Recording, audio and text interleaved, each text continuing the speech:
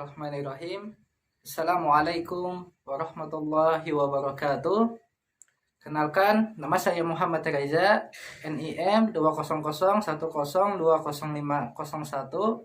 Fakultas saya Tarbiyah dan Keguruan. Jurusan saya PBA, Pendidikan Bahasa Arab.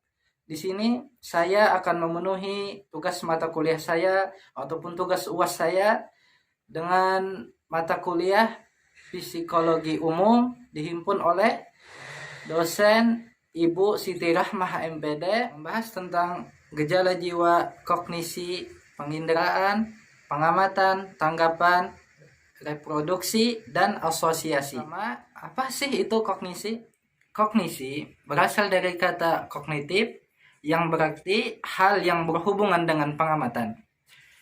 Dalam ilmu psikologi, kognisi merupakan bagian dari gejala jiwa manusia. Kognisi adalah penghayatan, pengamatan, tanggapan, asosiasi, reproduksi, persepsi, ingatan, fantasi, dan berpikir ataupun inteligensi. Kedua, bagaimana sih mengamati dan memahami kognisi? Kognisi dapat dipahami sebagai proses mental, karena kognisi mencerminkan pemikiran dan tidak dapat diamati secara langsung. Oleh karena itu, kognisi tidak dapat diukur secara langsung, namun melalui perilaku yang ditampilkan dan dapat diamati. Misalnya, kemampuan anak untuk mengingat angka dari 1 sampai 20, atau kemampuan untuk menyelesaikan teka-teki, kemampuan menilai perilaku yang patut dan tidak patut diimitasi. Dan yang ketiga, apa-apa saja sih gejala kognisi itu? Jadi, gejala kognisi itu ada 8, sesuai yang saya kutip daripada buku Psikologi Umum Masalah Penginderaan. Jadi, gejala kognisi itu ada 8. Yang pertama, penginderaan. Yang 2, pengamatan dan tanggapan atau persepsi. Dan yang ketiga, reproduksi, asosiasi, dan persepsi. Dan yang keempat, fantasi. Yang kelima, ingatan ataupun memori. Yang keenam, lupa. Dan yang ketujuh, berpikir. Kedelapan, inteligensi ataupun intelek. Soal yang keempat, apa sih pengertian penginderaan dan contohnya? Sebutkan. Jadi, penginderaan ialah penyaksian indera kita atas rangsangan yang merupakan suatu kompleks ataupun suatu kesatuan yang kabur ataupun tidak jelas.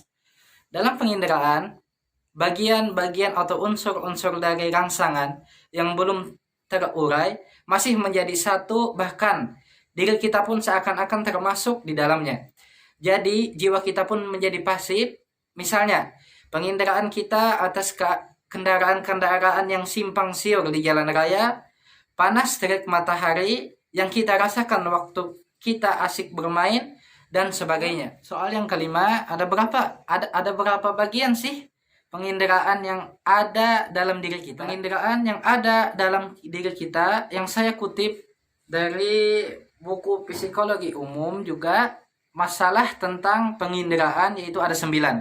Yang pertama, indera penglihatan. Kedua, indera pendengaran. Dan yang ketiga, yaitu indera pembau. Yang keempat, indera pengecap. Dan yang kelima, indera peraba. Keenam, indera keseimbangan. Yang ketujuh, indera kinestesis ataupun kineo ataupun gerak. Dan yang kedelapan, indera sanestesi ataupun indera penyerta. Dan soal yang keenam, apa sih itu pengamatan? Manusia mengenal dunia secara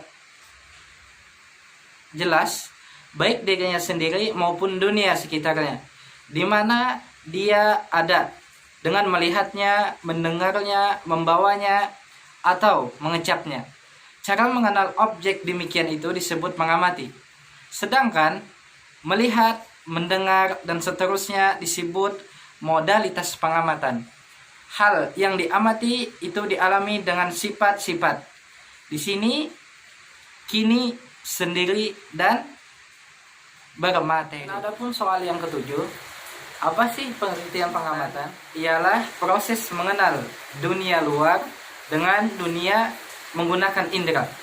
Dan dapat juga diartikan pengamatan adalah hasil perbuatan jiwa secara aktif dan penuh perhatian untuk menyadari adanya perangsang. Dan yang kedelapan, apa itu tanggapan beserta definisi dan contohnya adalah kesan-kesan yang dialami jika perangsang sudah tidak ada. Jika proses pengamatan sudah berhenti dan hanya tinggal kesan-kesannya saja, peristiwa demikian ini disebut dengan tanggapan. Definisi tanggapan itu sendiri adalah gambaran ingatan dari pengamatan. Misalnya berupa kesan, pemandangan alam yang baru kita lihat, ataupun melodi indah yang baru menggema dan lain-lainnya. Dan yang kesembilan, apa sih itu reproduksi beserta pengertiannya dan contohnya? Jadi, reproduksi ialah daya jiwa kita yang dapat menimbulkan tanggapan-tanggapan kesadaran kita.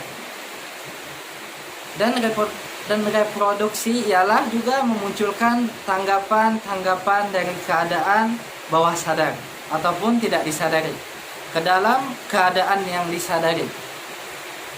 Ketika mengingat kembali sesuatu yang telah kita amati dan kita alami karena adanya perangsang ataupun pengaruh dari luar, reproduksi juga dapat muncul dengan sendirinya atau tidak sengaja atau tidak ada sebab, jadi secara spontan muncul dalam kesadaran. Misalnya tanpa sebab tertentu muncullah peristiwa pedih yang mengingatkan pada masa lalu. Yang ke-10, apa sih itu asosiasi?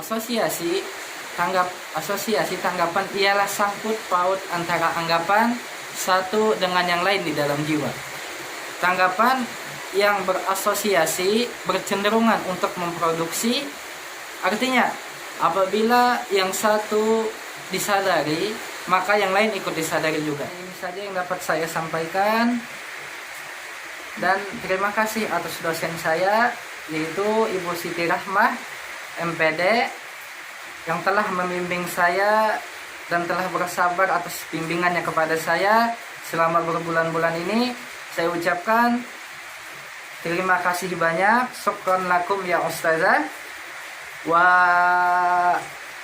askuru lakum ala i'tinaikum wa atubul afwa fa iza wajada khati'ah minan nafsi. Wassalamualaikum warahmatullahi wabarakatuh.